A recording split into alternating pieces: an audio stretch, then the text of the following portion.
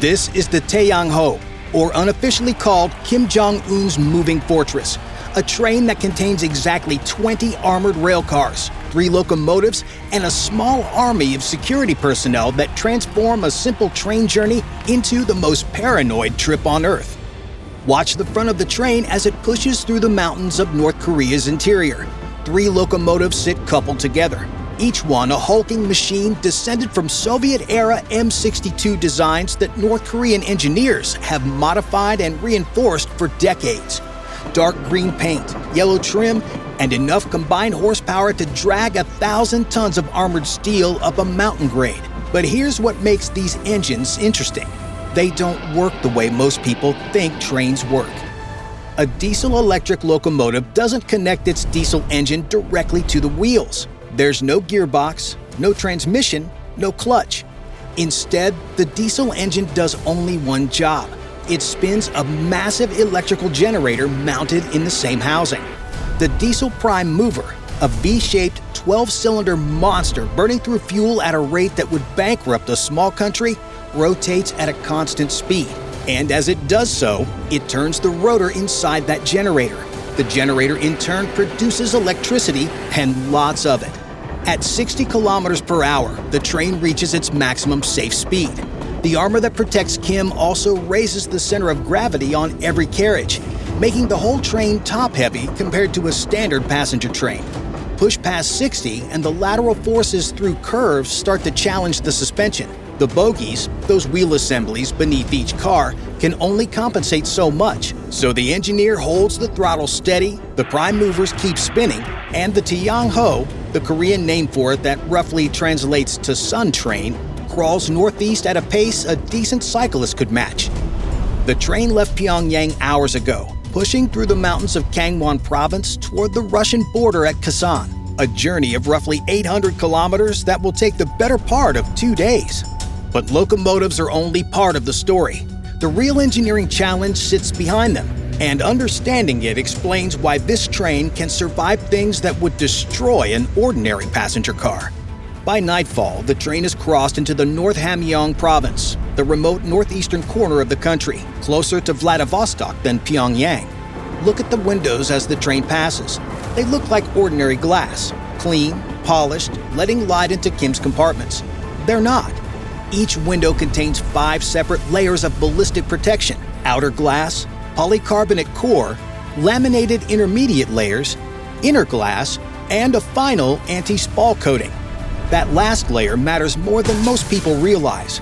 When a bullet strikes ballistic glass, even if the round doesn't fully penetrate, the impact can send fragments spraying off the interior surface, shrapnel from your window. The anti-spall coating catches those fragments, keeps them from becoming secondary projectiles. Kim could take gunfire from 50 meters and never see more than a white star on the outer pane.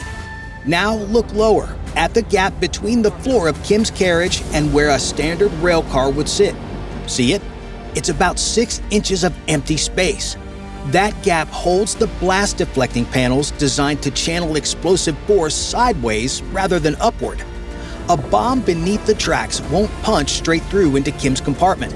Instead, the angled plates redirect energy laterally, dispersing what would otherwise be a concentrated upward blast into a less focused pressure wave that dissipates before it reaches the passenger space. All of this protection comes at a cost, though. South Korean intelligence estimates the armor adds roughly 50 tons to each carriage. That's why the train crawls at 60 kilometers per hour on good track and slows to 45 on the aging Soviet-era rails that crisscross the North Korean countryside. The armor that keeps Kim alive also keeps him slow. That's the trade-off, and Kim accepts it every time he boards. The outside of the train is a fortress, but step inside and you'll find something else entirely: a palace that would rival some of the finest luxury mansions in Hollywood. The conference car comes first, leather armchairs in pale cream lining the walls, a mahogany table polished to a mirror finish dominating the center, flat-screen monitors along one side connected to satellite uplinks that keep Kim in contact with Pyongyang's military command. He sits here with advisors, reviewing briefing documents for his upcoming meeting, issuing orders, running a nuclear-armed country from a chair that happens to be rolling at 60 kilometers per hour. The whole system runs on redundant power, dedicated generators separate from the locomotive's electrical system, with battery backup capable of maintaining communications for hours if everything else fails. From this car, Kim can order troop movements, review intelligence reports, monitor missile tests, or authorize a nuclear strike. The entire North Korean command apparatus travels with him, compressed into 60 feet of reinforced steel. Outside the windows, the landscape has changed, industrial towns giving way to forested mountains as the train approaches the border region. Inside, Kim reviews briefing documents for the meeting ahead. That's where Kim Jong Un works. Now, look at where he lives. His private quarters occupy the next carriage, a bedroom with a full-size mattress, rare on any train. Behind the personal quarters comes the dining car, a full kitchen staffed by personal chefs preparing meals that wouldn't look out of place in any Michelin-starred restaurant.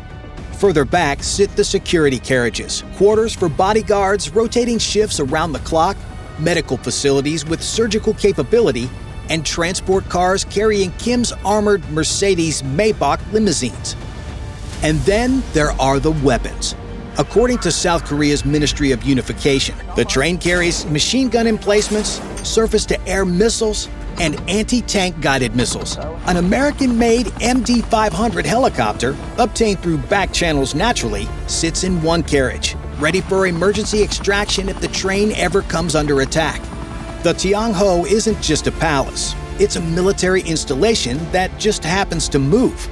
And as it crawls northeast through North Korea, heading for the Russian border, that's where things get complicated. This is because the tracks on the other side are built to completely different specifications that require an engineering solution unlike anywhere else in the world. North Korea uses standard gauge track, exactly 1,435 millimeters between the rails, the same width you'd find across Europe, China, and most of North America. Russia runs broad gauge, 1,520 millimeters. The Russian Empire built it that way deliberately in the 1800s, calculating that incompatible railways would slow any invading army trying to push supplies across the border. Smart military thinking. Terrible for Kim Jong Un. 85 millimeters separates the two systems, about 3.5 inches. Doesn't sound like much until you realize it's enough to derail a 1,200-ton armored train the moment it crosses the border. So watch what happens at Kasan Station. The train crawls into a massive shed. This is called a bogie exchange, and understanding it explains why Kim sits at the border for 5 to 7 hours every time he visits Russia. A bogie is the chassis assembly beneath each rail car. Picture a heavy steel frame holding 2 axles, 4 wheels, suspension springs, brake mechanisms, and a thick pivot pin that connects the whole assembly to the car body above. 2 bogies per car, 1 at each end, and every component is machined to North Korean track specifications, not Russian. Here's how they solve it. The hydraulic jacks engage the underside of the first carriage. Workers activate the system and the entire car rises. Armor plating, luxury furniture, communications equipment, all of it, lifting roughly 2 feet off its current wheels. The car hangs there, suspended, while the standard gauge bogies roll out from underneath on rails embedded in the floor. The lifts lower the carriage onto its new legs. Workers verify the connections, test brake response, and check clearances. Then they move to the next car. 20 cars, 2 bogies each, 40 exchanges total, every one requiring the car to rise, the old wheels to roll clear, the new wheels to position, the car to lower, and everything to pass inspection. The whole process takes hours.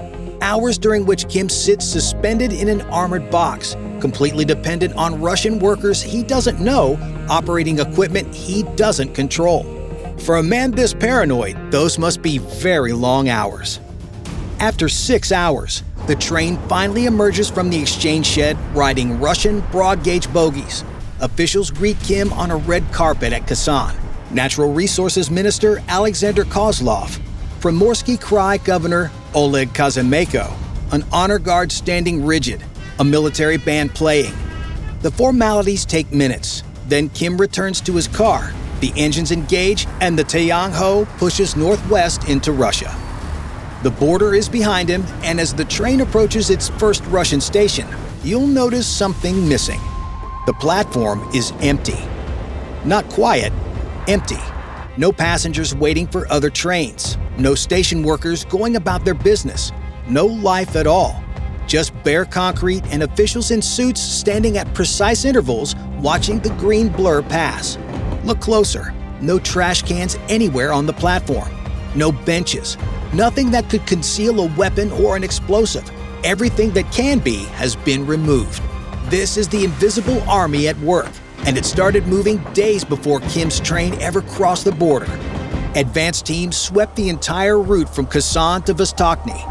Roughly 1,500 kilometers of track cutting through Russia's Primorsky Krai, across the Jewish Autonomous Oblast, and into the Amur region where the Cosmodrome sits.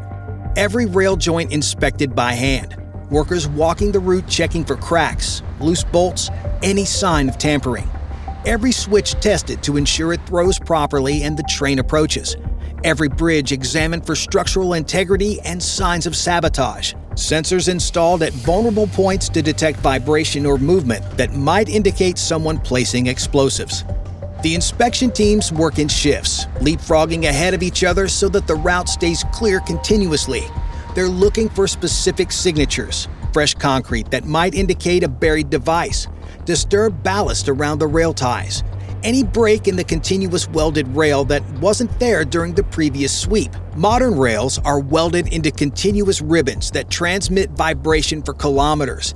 Any significant tampering changes the acoustic signature in ways monitoring equipment can detect. Buildings within sightline of the tracks receive visits from security services. In some cases, occupants were told to stay inside with curtains drawn until the train passed. In others, they were relocated entirely, moved to hotels for the duration.